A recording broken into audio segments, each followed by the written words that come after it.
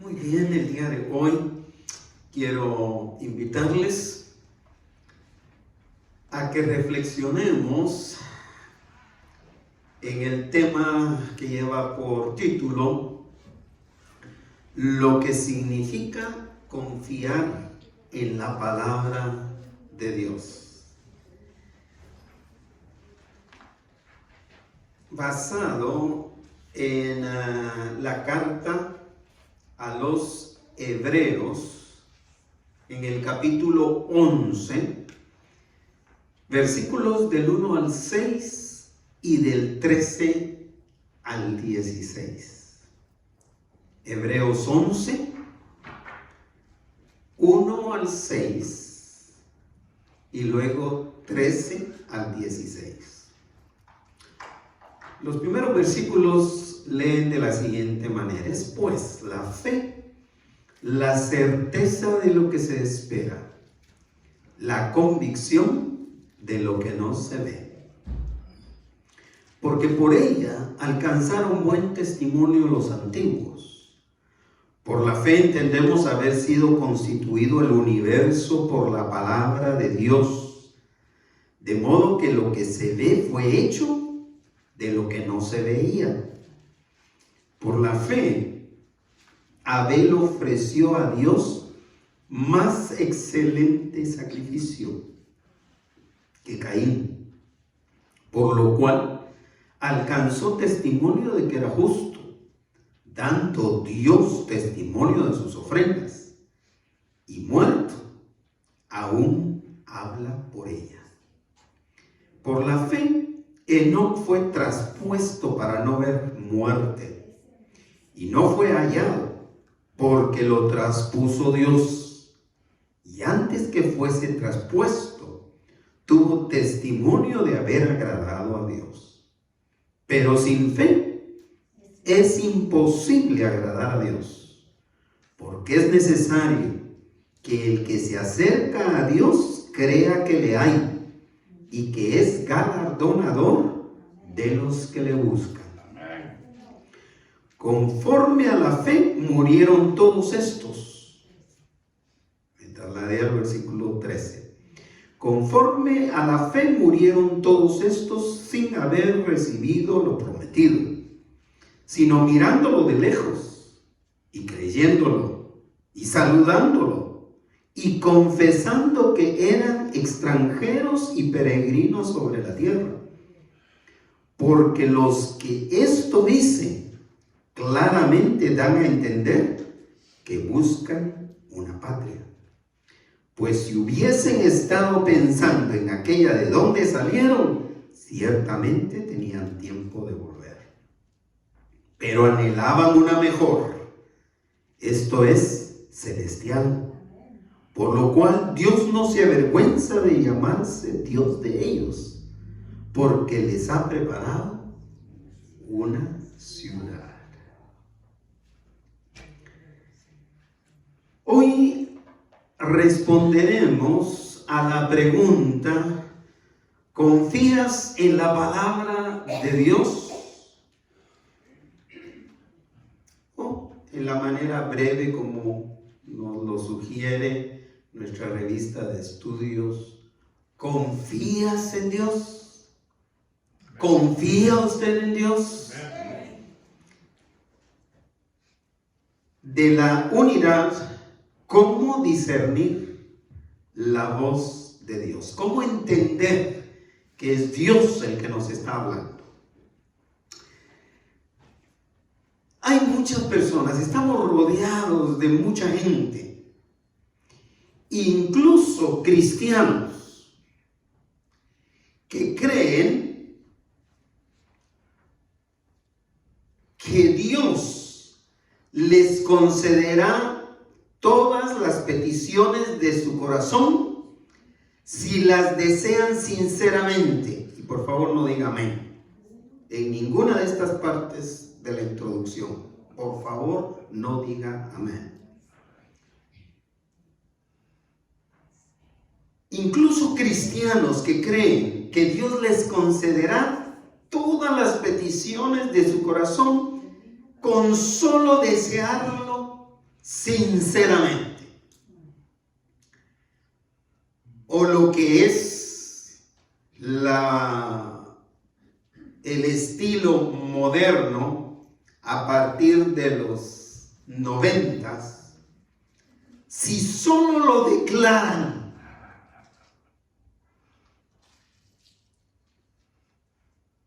si declaran ese algo que quieren con suficiente fe, lo van a recibir. Como que si la fe se tratara solamente de tener un profundo deseo que creemos que se va a cumplir sí o sí.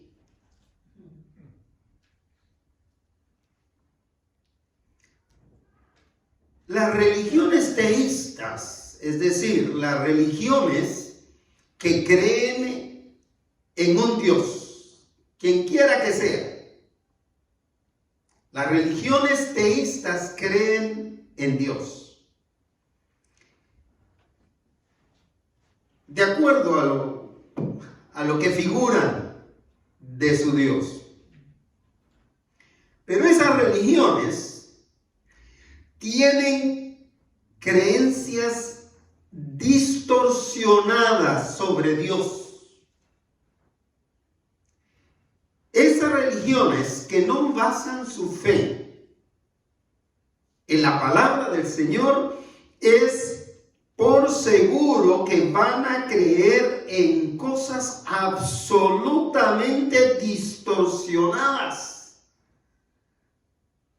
sobre lo que Dios dice.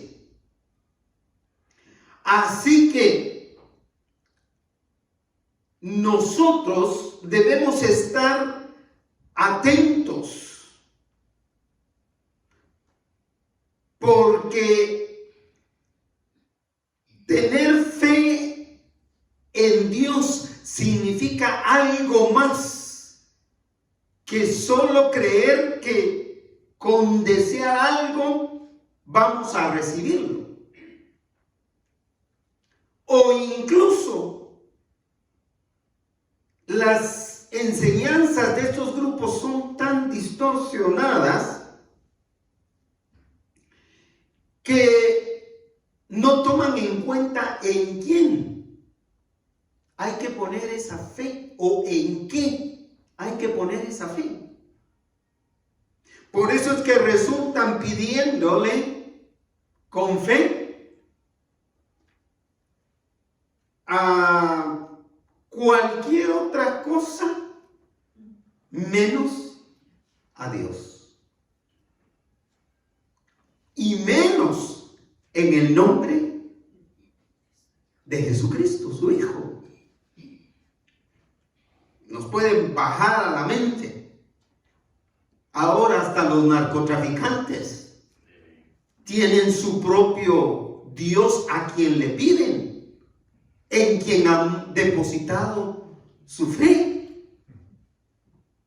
Así que es muy interesante lo distorsionado de esas religiones.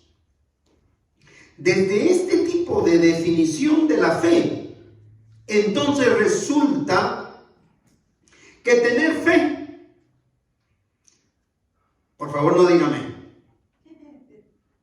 no es más que dar un salto a ciegas en el vacío. Y la fe no es ciega. La fe no es algo que se hace a ciegas. Es algo que se hace con entendimiento, con inteligencia, con razonamiento. Es como dar un salto al vacío, esperando que Dios nos agarrará en el aire antes de que caigamos. Pero la fe bíblica, la fe que procede de la palabra del Señor, la fe que procede de este libro, se fundamenta en la sustancial confianza en ella misma y solo en lo que ella dice. Podemos confiar plenamente en lo que Dios dice y de esta manera evitaremos caer en las redes de las religiones, y digo el resto de esto, de esta declaración entre comillas, en las redes de religiones que fabrican milagros para fortalecer la fe de los asistentes. Esto proliferó o creció a partir de los años 90 hasta hoy día, que tal vez por las redes sociales ya esto ha ido bajando. Pero grupos religiosos, falsos profetas, fabricaban, ensayaban milagros para fortalecer y lo hacían. El fin justifica los medios. Todo lo que queremos es fortalecer la fe de los creyentes. Entonces nos vamos a fabricar un milagro. Y ahí surgieron muchos grupos. Una de las tesis que fuimos un grupo de como de 20 pastores a Buenos Aires a no inspeccionar, pero a investigar,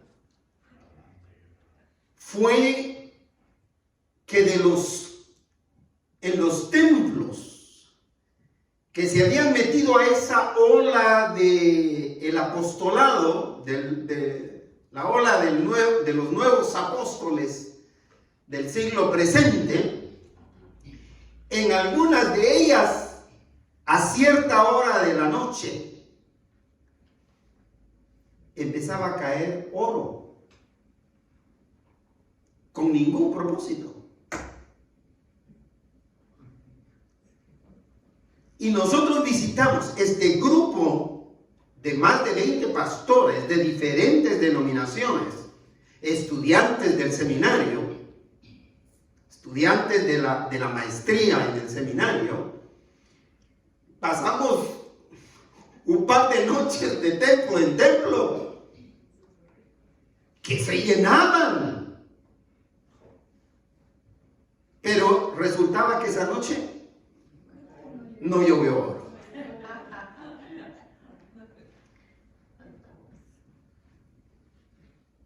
Se fabrican los milagros y con la bondadosa intención de fortalecer la fe de los creyentes, pero la fe de los creyentes no se fortalece de esa manera, con un milagro que es una mentira. La fe se fortalece con un milagro que le da la gloria al nombre de Jesucristo, al nombre de Dios. Que por lo consiguiente no es por un poder natural que se lleva a cabo este milagro, sino es por la mano poderosa y la voluntad de Dios en esa persona. Hay dos miniseries, que me metí a ver. Una es basada en hechos reales. Es la secta davidiana de los, ¿qué fue?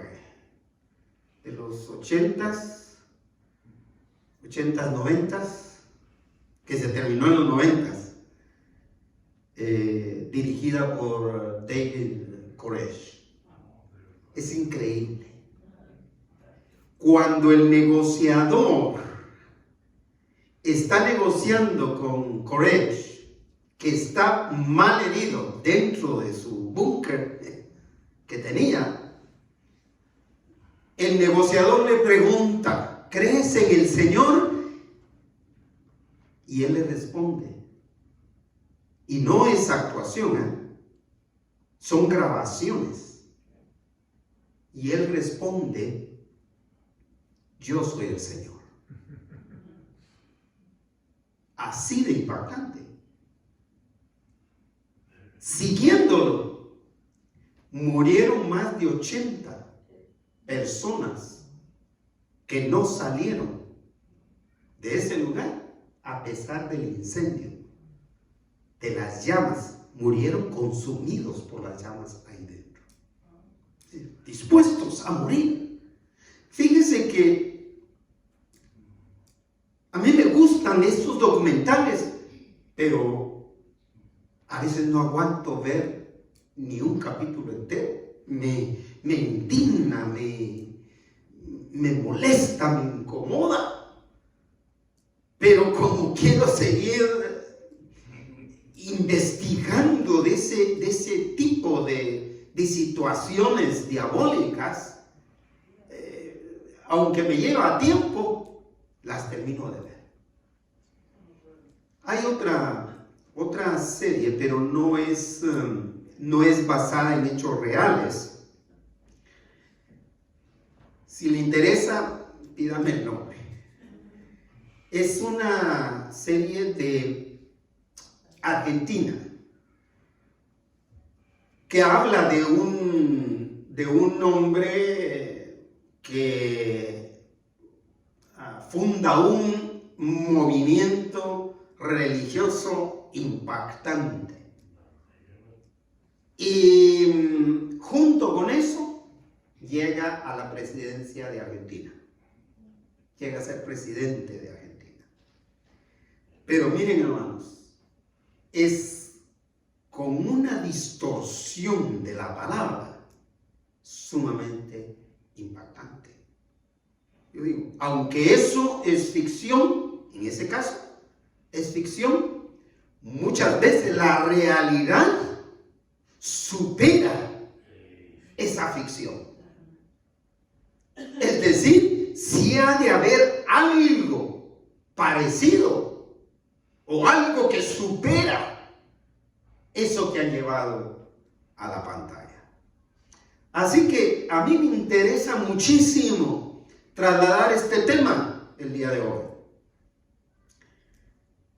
Y si por alguna razón no termina de oírlo, por favor escuchen cuando se ponga en el canal.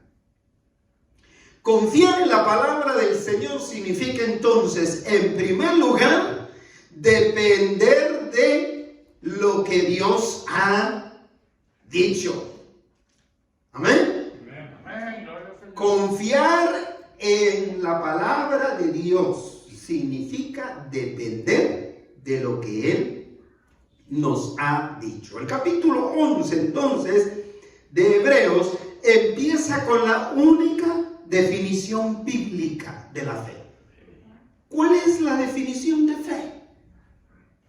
Hebreos 11:1. La certeza de lo que se espera, la convicción de lo que no se ve. Justamente, el versículo 1 dice, es pues la fe la certeza de lo que se espera.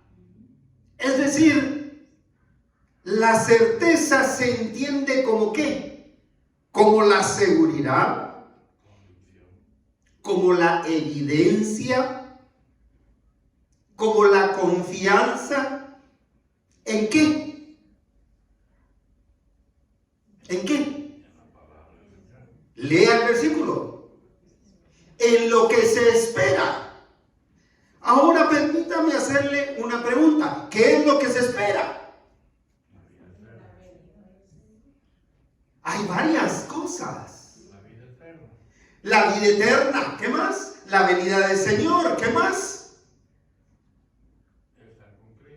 Todas las promesas del Señor en su palabra. De modo modo que cuando nosotros decimos es pues la fe, la certeza de lo que se espera, lo que estamos diciendo es que la fe significa creer de tal manera, con tal confianza, que confiamos en que todo lo que el Señor dijo, todo lo que el Señor prometió, se va a cumplir.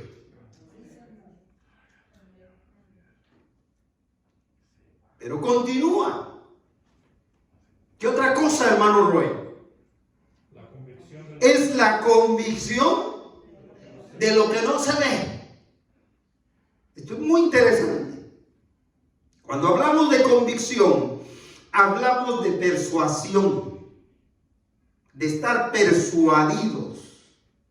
Hablamos de convencimiento. Hablamos de estar convencidos. Es decir, si es la convicción de lo que no se ve, estamos diciendo que estamos persuadidos, estamos convencidos que lo que esperamos, aunque no lo vemos, se va a cumplir. Fe, por lo tanto, es tener la certeza, tener la convicción de lo que esperamos a pesar de que no lo vemos.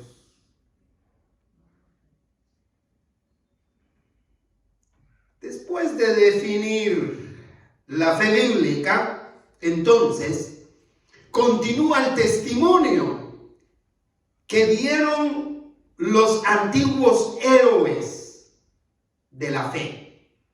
¿Cuál fue el testimonio que dieron de su fe? ¿Saltar en el vacío?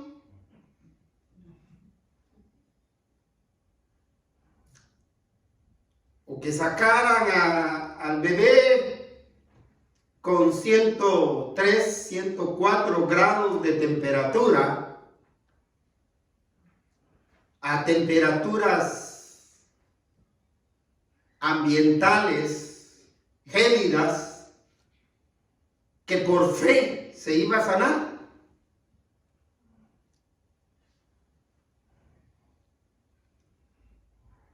¿Cuál es el testimonio de esos antiguos? El versículo 2 dice, porque por ella, ¿por quién? Por la fe. ¿En quién? En la palabra de Dios. En Dios, en lo que Dios dijo. Muy bien. ¿Alcanzaron qué? Buen testimonio los antiguos. La Biblia tiene muchos ejemplos de personajes que vivieron por fe, confiados plenamente en Dios. Y recibieron, por esa fidelidad que tuvieron, el favor de Dios. Por eso es que dieron un buen testimonio de fe.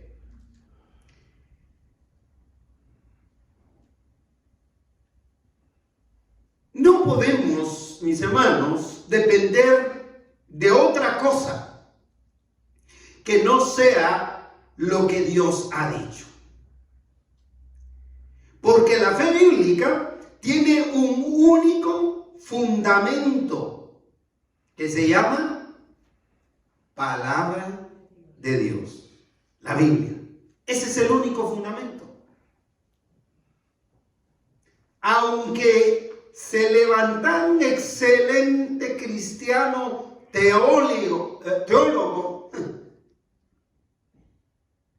filósofo, especialista en religión, especialista incluso en la Biblia, escribiendo un libro como una nueva revelación. Otro de los objetivos de David Koresh al final de su caída fue que Dios le había hablado. Él no salió de su búnker porque Dios le había hablado que tenía que escribir una interpretación del Apocalipsis. Una interpretación del Apocalipsis.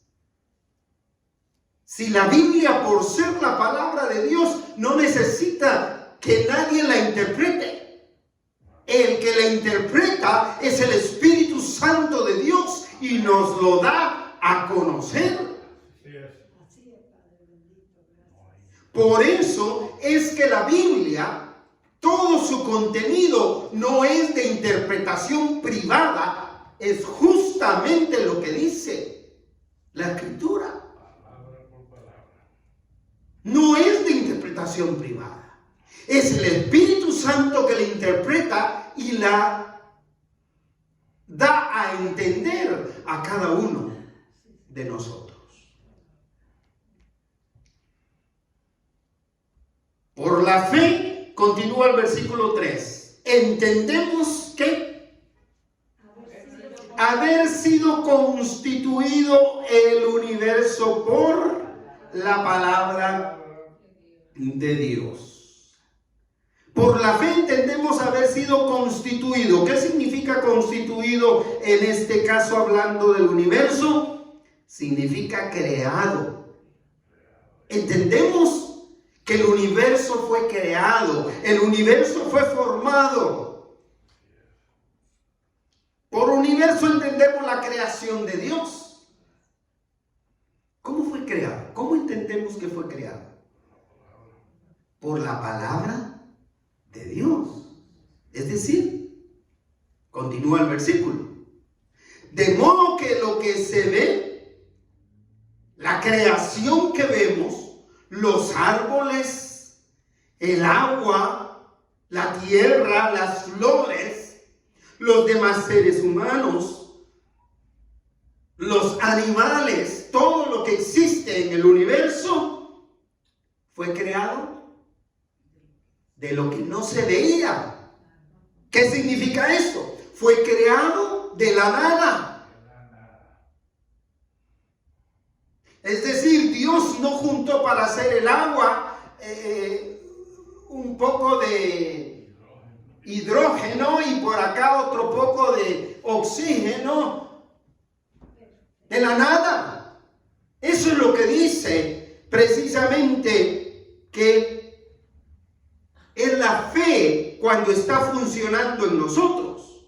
Por la fe entendemos que fue creado el universo tan solo por la palabra de Dios. En 6 días, por la palabra de Dios, Dios dijo: hágase la luz, y la luz fue hecha. Palabra de Dios. Nosotros no podemos andar dándole vuelta como hacen y siguen haciendo más de 2000 años los científicos.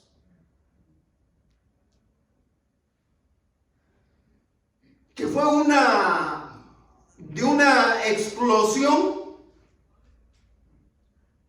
Y después de la explosión, ahí quedó ya todo formado.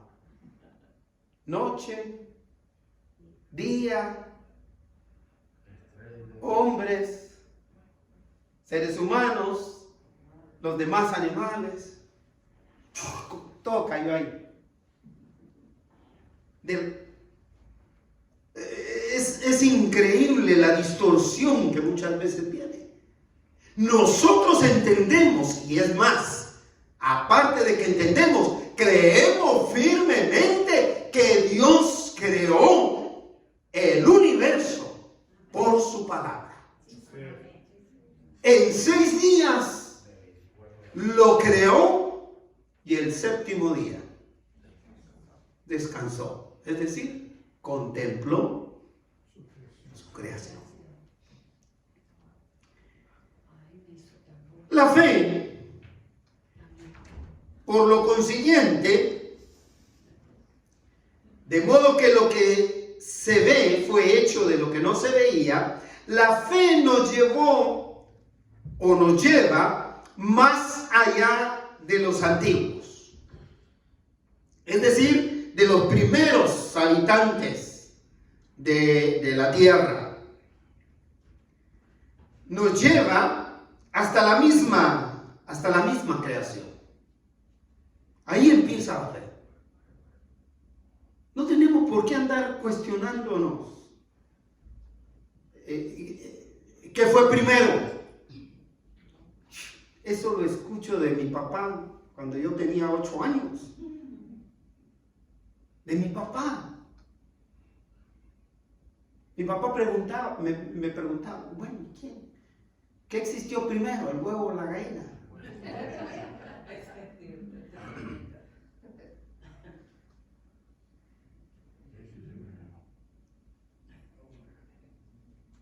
Los cristianos creemos que por fe el universo surgió de una sola fuente, Dios. Una fuente que es eterna, una fuente que es creativa, una fuente que es inteligente y que es personal. Se llama Dios. Dios todopoderoso, Dios creador, y no solamente la creó. Dios no solamente creó el universo, sino también lo sustenta, lo sostiene. El día que Él, en su voluntad, deje de sostener el universo, nos acabamos.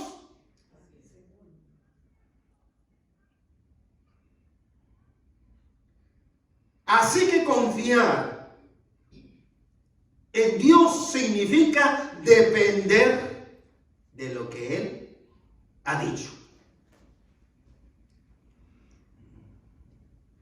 Pero confiar en la palabra del Señor, en segundo lugar, significa agradar a Dios al obedecer lo que Él ha dicho.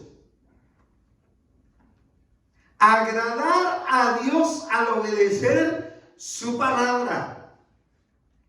Por eso es que no nos gusta hablar de confiar en Dios. Por eso es que no nos gusta hablar de la fe en Dios. Cuando tocamos estos puntos, que tener fe en Dios es confiar en Dios, y confiar en Dios significa agradar a Dios al obedecer lo que Él dijo. La fe bíblica responde con obediencia, y es una obediencia que agrada a Dios. Así que el primer testimonio de los antiguos que cita la carta de los Hebreos, de esa clase de obediencia que agrada a Dios, se remonta a los primeros habitantes de la tierra. Estamos hablando de Abel. Vean lo que dice el versículo 4 de Abel. Por la fe, Abel ofreció a Dios ¿qué?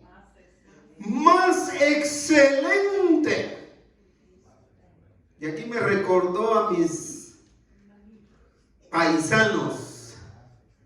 Excelente usted. Hubo una temporada que esa fue la expresión para decir qué bueno está.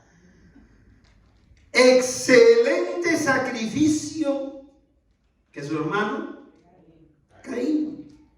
Por lo cual alcanzó testimonio de ¿qué? De que era justo. Dando ¿quién? Dios, ¿qué? Testimonio de sus ofrendas. Y muerto ¿quién? Abel. Aún habla por ella. ¿Por quién? Por su ofrenda. Por su ofrenda. Por la fe, por la excelencia de su ofrenda. Por la fe, Abel ofreció a Dios más excelente sacrificio que Caín, por lo cual Abel alcanzó testimonio de que era justo por esa excelencia de su fe. Agradó a Dios y Dios lo consideró como un hombre justo, dando testimonio de sus ofrendas. Dios mismo dio testimonio de sus ofrendas. Y muerto Abel, hasta el día de hoy, habla a través de esa ofrenda. ¿Qué es lo que yo estoy haciendo con ustedes hoy? Esa ofrenda de Abel sigue hablando lo justo que era Abel, lo dedicado que fue para ofrecer un sacrificio agradable a Dios, tal como Dios se lo había pedido. La fe de Abel lo llevó a ofrecer un excelente sacrificio, una excelente ofrenda a Dios, lo cual dio testimonio de que era justo. Un testimonio de una ofrenda que hasta el día de hoy sigue hablando de lo justo que era Abel. Cuando estoy repasando esta parte del versículo, estoy recibiendo todos los mensajes en nuestro grupo de comunicación. Y esto me hizo sentir. Esto me hizo sentir, fíjese, que tanto los hermanos que van a preparar esa comida va a ser una ofrenda con excelencia. Los que no van a venir se les van a perder ese delicioso pozole que viene, pero con la bendición del Señor, porque viene con la excelencia de quienes lo van a preparar. Pero fíjese que yo pedí solamente 7 hermanos o hermanas que contribuyeran con $5 para poder ayudar a comprar la carne, que está tan cara. Y se pasaron los 7. Y no fueron 5, fueron 10. Y algunos casos fueron 20. Hermanos, no hace falta nada. Ya todo está cubierto para tener esta promoción de fondos. Lo único que falta es que vengamos el próximo domingo, los que estemos acá, y participemos. Y que de todo lo que trajimos y contribuimos, pongamos $5 más para comer y complementar esta ofrenda que queremos dedicarle al Señor para ayudar a nuestros misioneros. El segundo testimonio de la obediencia que agrada a Dios lo vemos en la conexión que hay entre la fe de Enoc, que agradó a Dios, y como recompensa de parte de Dios. Ese es otro testimonio que me impactó tanto. La recompensa de parte de Dios a Enoc, que Enoc no experimentó la muerte física. El único, uno de los 2 o 3 que se mencionan en la Escritura, 2 son,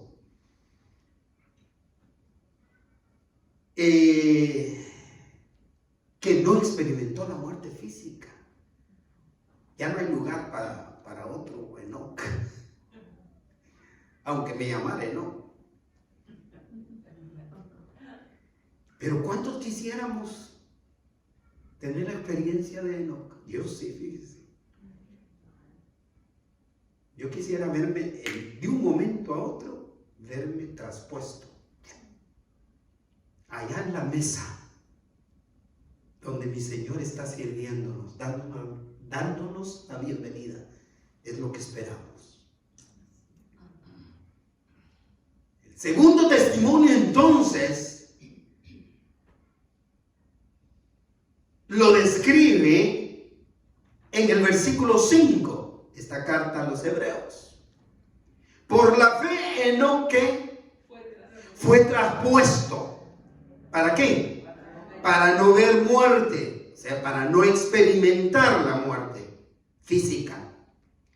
Y no fue hallado, porque lo traspuso Dios, y antes que fuese traspuesto, tuvo testimonio de haber agradado a Dios.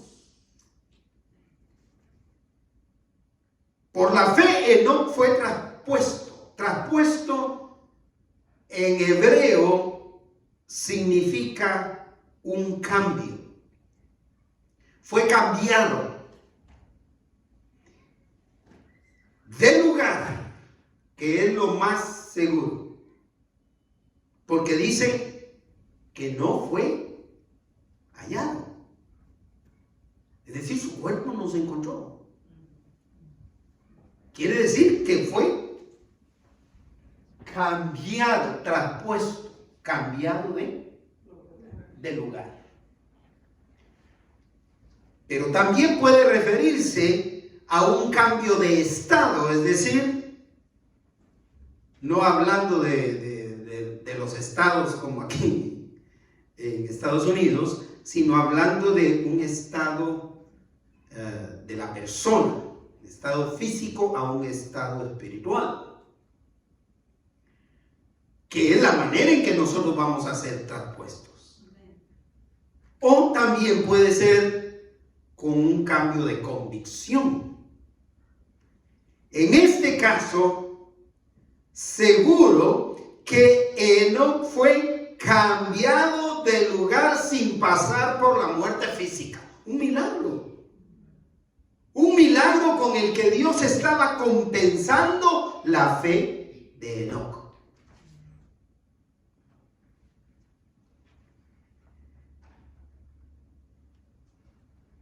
Para ser traspuesto, ¿qué tuvo que hacer Enoc primero? Agradar a Dios, correcto. Agradar a Dios primero. Todo creyente será traspuesto. Pero aparte de agradar a Dios, tendremos que experimentar la muerte física. ¿Sí? Porque no vamos a ser traspuestos físicamente.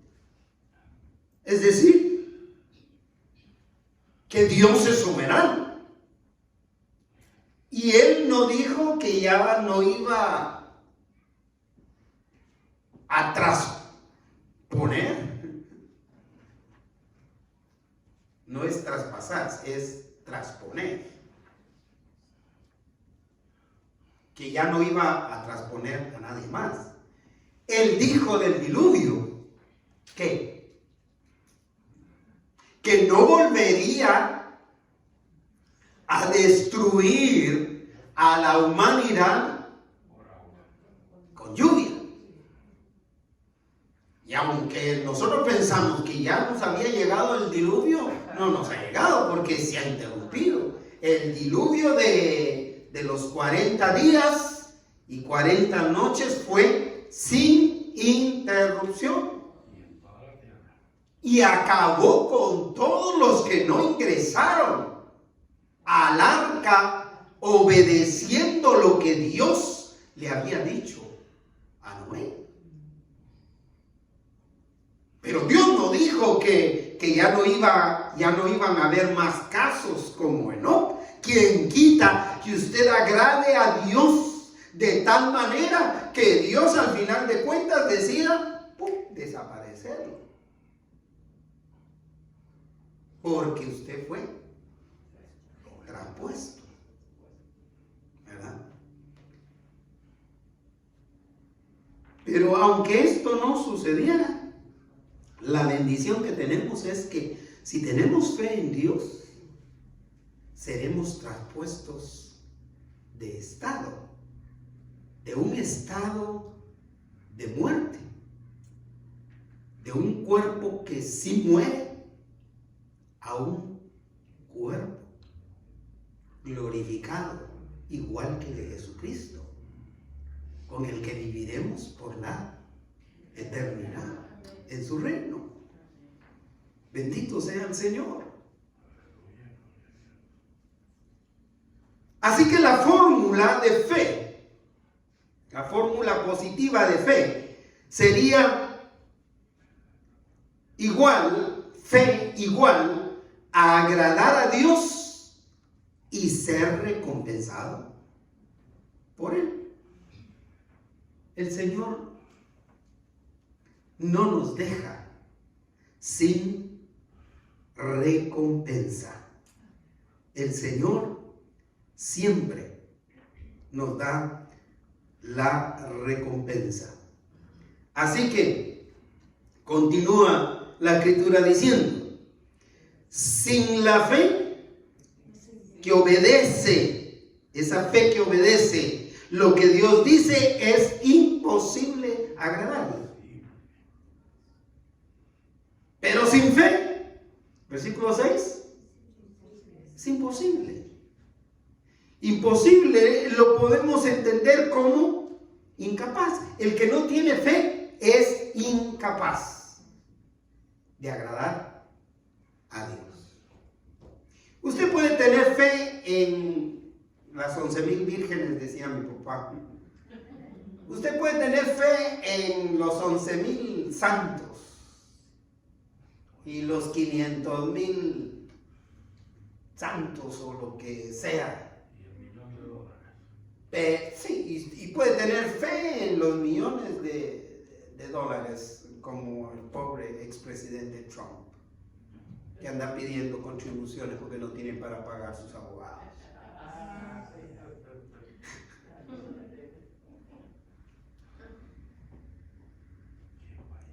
Pero si no tiene fe en Dios, en lo que Dios ha dicho, usted está más perdido que Trump, más perdido que cualquier otro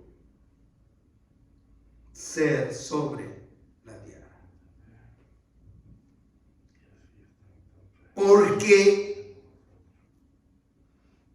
no tener fe es una incapacidad espiritual del ser humano. Usted puede decir: yo no tengo ninguna incapacidad. Pero si usted dice: no tengo fe, usted tiene una incapacidad espiritual. Y es la incapacidad de agradar a Dios. Porque sin fe es imposible. Usted es incapaz de agradar a Dios. El versículo 6 cierra el punto diciendo: porque es necesario, obligatorio, que el que se acerque a Dios crea que le hay, que Dios existe, que Dios está aquí. Mis hermanos, cada vez que usted venga a este lugar, tiene que venir con la certeza, con la convicción de que Dios está aquí.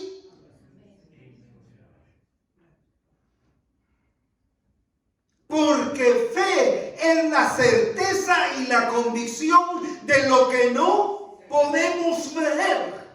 Si el Señor dijo: donde 2 o 3 se reúnen a invocar mi nombre, allí estoy yo en medio de ellos. Aquí está el Señor.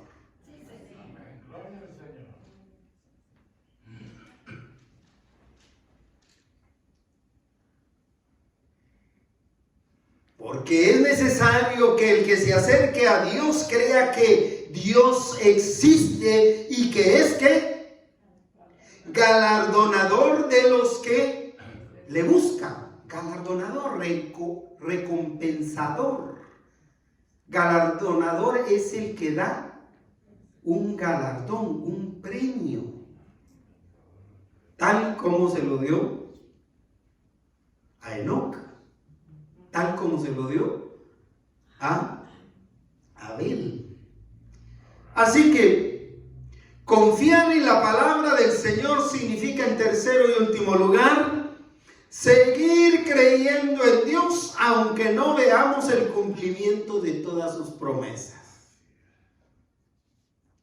Por eso es que la gente no va a querer seguir a Dios después de una predicación como esta.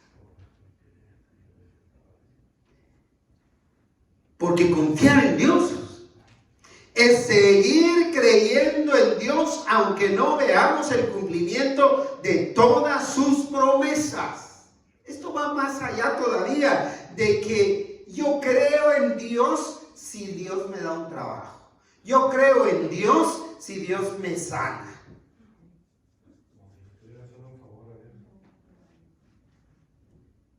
Y si Dios no me contestó de esta manera, entonces ya no creo en Dios. La fe o confiar en Dios significa seguir creyendo en Dios aunque no veamos el cumplimiento de todas sus promesas, hermanos. ¿Qué me está diciendo entonces la Escritura esta mañana? La Escritura me está diciendo esta mañana que habrán promesas de Dios de las cuales yo no voy a ver el cumplimiento.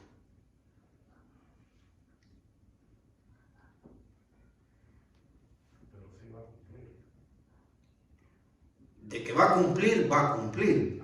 En eso consiste la fe. Hay que mantener la fe puesta en las promesas de Dios, aunque en esta vida no veamos su cumplimiento. En esta vida. El versículo 13 dice, conforme a la fe, esto es muy interesante, conforme a la fe que murieron todos estos sin haber ¿qué? Recibido lo prometido. ¿A quiénes se refiere? A todos los héroes de la fe. ¿A quiénes hemos mencionado? Hemos mencionado a Abel. Abel murió sin haber visto el cumplimiento de la excelencia de la ofrenda que presentó. Que después de miles de años, el día de hoy, todavía está hablando por él. Así que cuando traemos ofrenda al Señor, procuremos que sea excelente, para que esa ofrenda, esa excelencia de la ofrenda, siga hablando, aunque nosotros ya no estemos. Abel, Noé que testificó de la renovación de la raza humana, de la primera renovación, restauración de la raza humana, y que predicó incansablemente.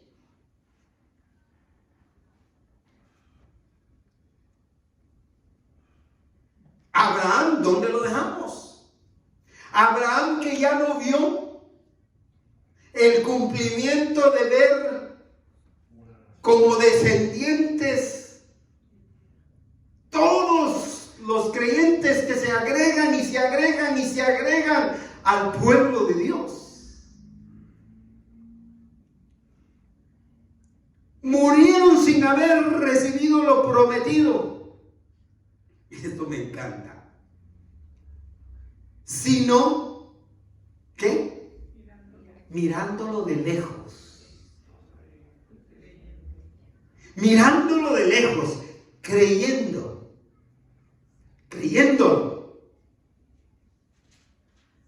¿Y qué? Saludar. ¿Cómo se saluda de lejos?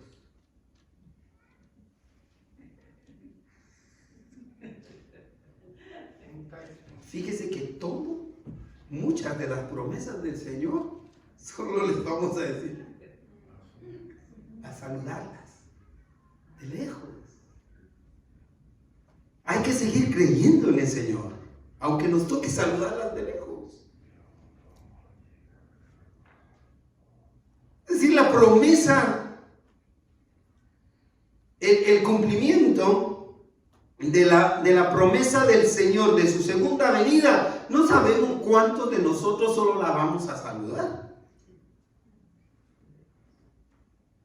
Y el mismo apóstol Pablo dice eso, porque algunos de nosotros ya habemos sido traspuestos, cambiados a la presencia del Señor. Pero los que queden, y no sabemos quiénes son los que quedan, o los que van a quedar, ellos van a ver ese cumplimiento. Los creyentes debemos anhelar esa segunda venida del Señor, aunque nosotros no la veamos, nos vayamos antes. Y debemos seguir creyéndola y debemos seguir proclamándola.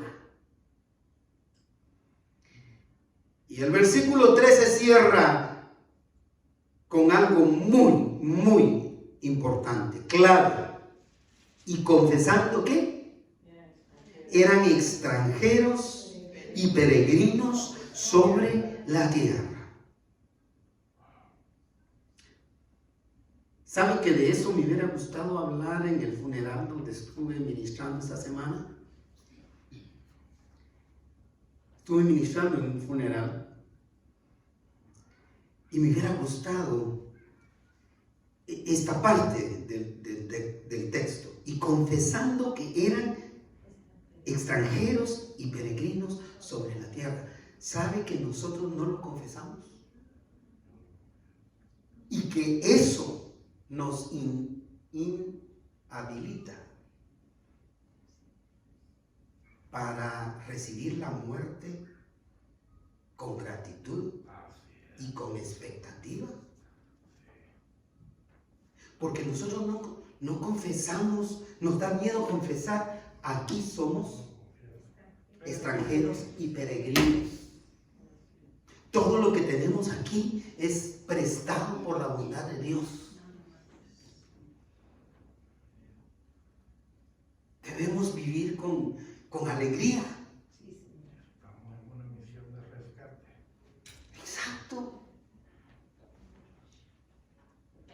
Confesando que eran extranjeros y peregrinos. Versículo 14. Porque lo que estos dicen claramente da a entender una cosa. ¿Qué? Dice el versículo 14. Que buscan una patria. Es decir, cuando yo digo yo soy extranjero y peregrino aquí, lo que yo estoy dando a entender es que esta no es mi patria, aunque me haya nacionalizado aquí.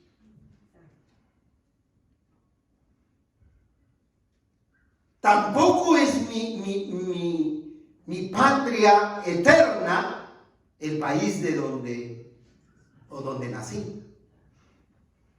Yo soy extranjero, soy peregrino, estoy de paso por esta tierra. Todo lo que debo hacer es tratar de agradar a Dios con todo mi corazón y confiar en Él. Porque con eso estoy diciendo, voy camino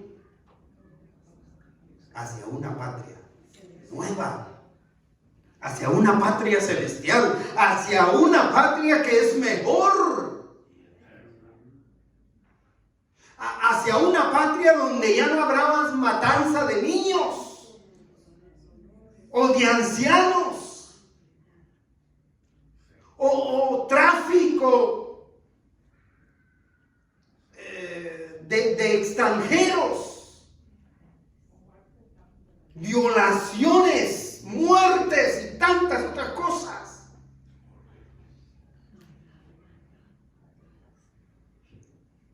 Porque estos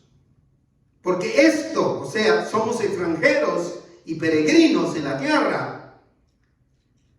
Porque lo que estos dicen, claramente dan a entender que buscan otra patria. Los creyentes debemos anhelar esa patria celestial, mis hermanos. Hay que soñar despiertos. Y no quiero decir que hay que soñar dormidos para que no se me vayan a quedar dormidos, porque voy a terminar. Pero hay que soñar despiertos con la aparición del Señor. Hay que soñar, hay que ver. Hay que ver.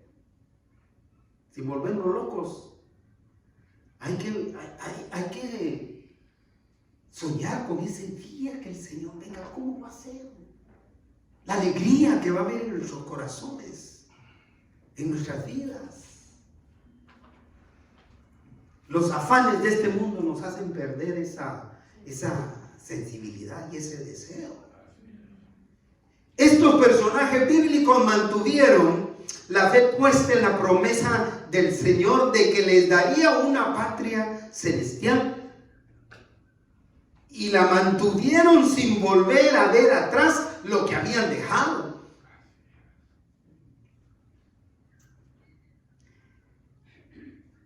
Versículo 15. Pues si hubiesen estado pensando de dónde salieron, ciertamente tenían tiempo de echarse para atrás. El estar pensando en lo que dejamos, el estar pensando en qué va a pasar con todo esto, qué va a pasar con todo esto otro, nos provoca la tentación de echarnos el regresón y perder la bendición que nos espera.